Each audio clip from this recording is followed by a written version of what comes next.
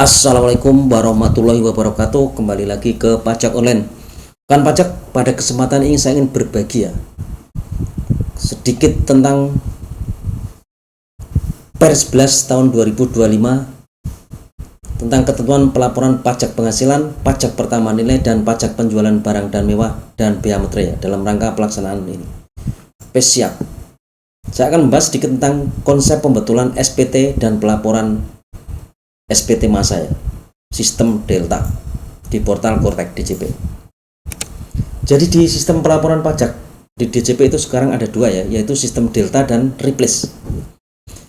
Di sini yang dimaksud Delta ini adalah istilah baru jadi pembetulan SPT itu tidak akan menggantikan SPT yang dibetulkan. Jadi akan terjadi nilai selisih antara pembetulan dengan SPT normalnya. Kemudian untuk Replace itu adalah SPT pembetulan itu akan menggantikan SPT normalnya atau SPT yang dibetulkan. Jadi nilainya akan menggantikan SPT sebelumnya, seperti itu. Konsep untuk penerapan sistem Delta dan Replace pada sistem pelaporan PPN itu ada dua yang legalsi itu sebelum Kortek berlaku. Jadi untuk skema pembetulan SPT masa PPN itu ada SPT kurang bayar jika dibetulkan menjadi kurang bayar lebih besar, kurang bayar lebih kecil, nihil, atau lebih bayar, maka sistemnya adalah Delta. Di Kortek pun adalah Delta. Kemudian untuk yang lain untuk SPT lebih bayar dibetulkan menjadi lebih bayar, lebih besar, SPT lebih bayar dibetulkan menjadi lebih bayarnya lebih kecil, atau SPT lebih bayar dibetulkan menjadi lebih bayarnya menjadi nihil, atau SPT lebih bayar dibetulkan menjadi kurang bayar. Ini bisa Delta atau Replace. Jadi untuk Delta atau Replace itu hanya akan menggantikan SPT pembetulan yang statusnya adalah LB pemeriksaan.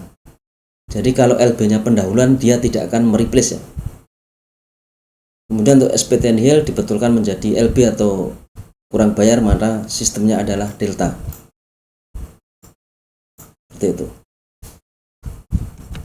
Saya akan coba contohkan suatu SPT wajib pajak di satu masa pajak Jadi ini ada contoh pelaporan SPT masa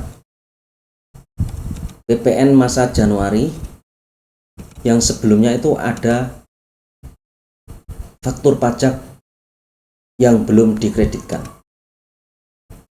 Jadi akan saya coba contohkan untuk ini SPT masa normal Januari Di SPT ini wajib pajak belum mengkreditkan pajak masukan.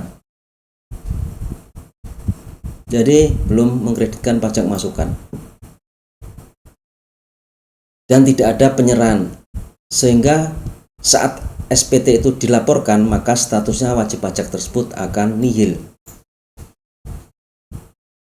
Kemudian berikutnya wajib pajak melakukan SPT pembetulan pertama di masa Januari dengan mengkreditkan pajak masukan sebesar pajak masukan masa pajak tersebut, sehingga di sini pajak masukan itu akan muncul di bagian B, yaitu perolehan barang kena pajak, sehingga nanti pajak masukan yang dapat diperhitungkan adalah sebesar ini.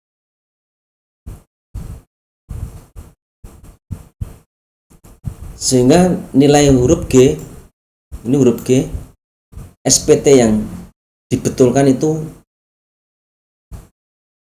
tetap 0, tapi akan ada muncul angka lebih bayar di SPT pembetulannya adalah sebesar ini, 4.231. Jadi statusnya lebih bayar. Kemudian berikutnya di bulan kedua di pembetulan kedua wajib pajak melakukan pembetulan kembali. Saat pembetulan kembali ini, wajib pajak tidak merubah data pajak masukan, sehingga nilai yang dibetulkan SPT-nya ini tetap, namun di bagian G nilai lebih bayarnya tidak muncul atau 0. Jadi statusnya nihil. Jadi SPT PPN pembetulan kedua ini angka kompensasinya tidak menjadikan lebih bayar di SPT pembetulan kedua. Karena apa?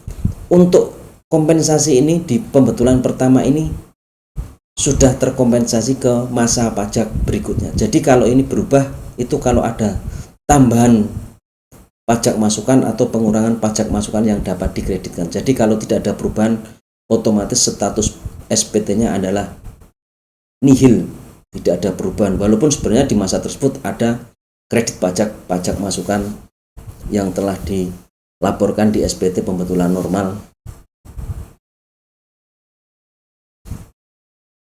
Kemudian berikutnya seperti ini ya, jadi resume atau ringkasan tabel untuk pelaporan SPT. Sistem delta atau bukan sistem delta. Jadi seperti ini. Misal saya contohkan untuk skenario ya, LB di bulan Januari ada SPT lebih bayar sebesar 500.000. Kemudian dilakukan pembetulan dengan adanya pengurangan pajak masukan atau penambahan omset, LB menjadi 400.000. Sehingga nanti di butir G itu harus ada PPN kurang bayar 100.000. Karena apa? SPT normal nilainya lebih besar dari SPT pembetulan. Jadi ini akan ada, dianggap ada kurang bayar dan dapat dikenakan sanksi. Kemudian berikutnya LB menjadi lebih besar, ya ini SPT bulan misal Januari lebih bayar 500.000, kemudian dibetulkan ada tambahan pajak masukan menjadi 700.000, sehingga nanti di butir G atau nilai pembetulan kompensasinya itu akan bertambah menjadi 200.000. Jadi yang muncul di bagian G itu hanya 200.000, dapat dikompensasi ke masa pajak berikutnya. Kemudian jika lebih bayar menjadi kurang bayar, misalnya ini SPT normal lebih bayar 500.000, kemudian SPT pembetulan berkurang atau menjadi lebih bayar 200.000, sehingga pajak keluaran yang harus dibayar atau PBH terutang yang dibayar di masa Januari itu menjadi 700.000. Karena apa? Yang 500.000 ini sudah dikompensasikan di SPT normal ke masa pajak berikutnya ya, di SPT normal masa pajak berikutnya, sehingga saat pembetulan itu tidak mereplace, sehingga seolah-olah terutang 700.000, yaitu nilai dari pajak masukan atau lebih bayar di bulan Januari ditambah dengan pembetulan menjadi kurang bayar 200.000, sehingga akan terutang 700.000. Kemudian jika lebih bayar menjadi nihil, ini misalnya ada lebih bayar 500.000, kemudian pembetulan SPT-nya menjadi nihil, maka ini di butir G atau bagian G SPT pembetulan itu akan muncul nilai kurang bayar sebesar 500.000, sehingga nanti wajib pajak harus membayar sebesar 500.000. Nah ini sistem delta ini ya dirasa sangat merugikan sekali bagi wajib pajak, karena sejaknya di sistem delta wajib pajak yang seharusnya tidak membayar pajak saat pembetulan SPT karena lebih bayarnya masih ada saat pembetulan, tapi harus membayar pajak karena nilai pembetulannya menjadi kurang bayar atau nilai ada selisih yang menjadikan kurang bayar, seperti itu.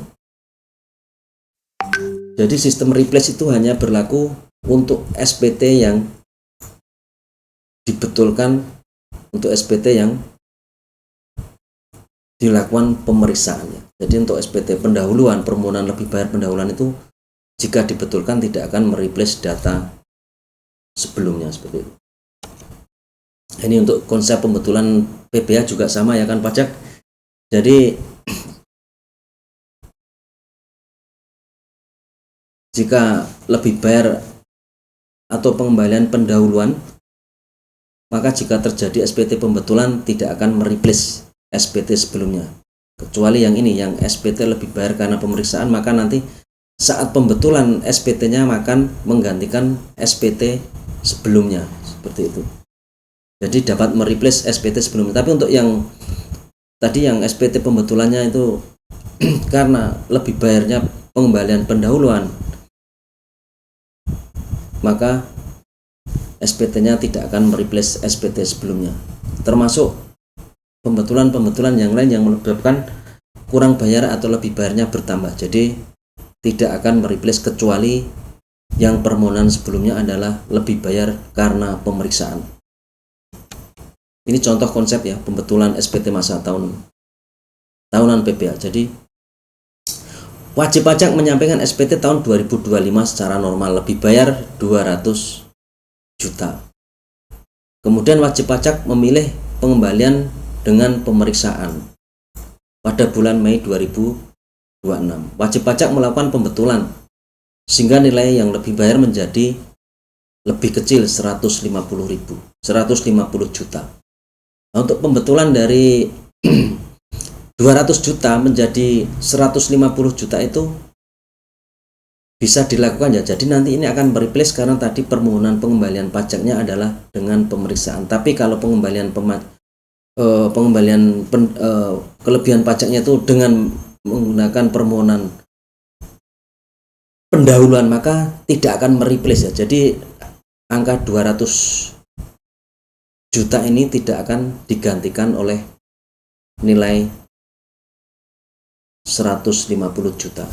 Seperti itu. Jadi seperti itu ya kan pajak, konsep tentang pembetulan dan pelaporan SPT baik PPN, SPT masa lainnya dan SPT tahunan. Jadi sejak ada sistem digital ini dirasa sangat sedikit merugikan wajib pajak ya. Mudah-mudahan informasi dan tutorial ini sedikit memberikan manfaat. Apabila ada salahnya mohon koreksinya. Terima kasih. Assalamualaikum warahmatullahi wabarakatuh.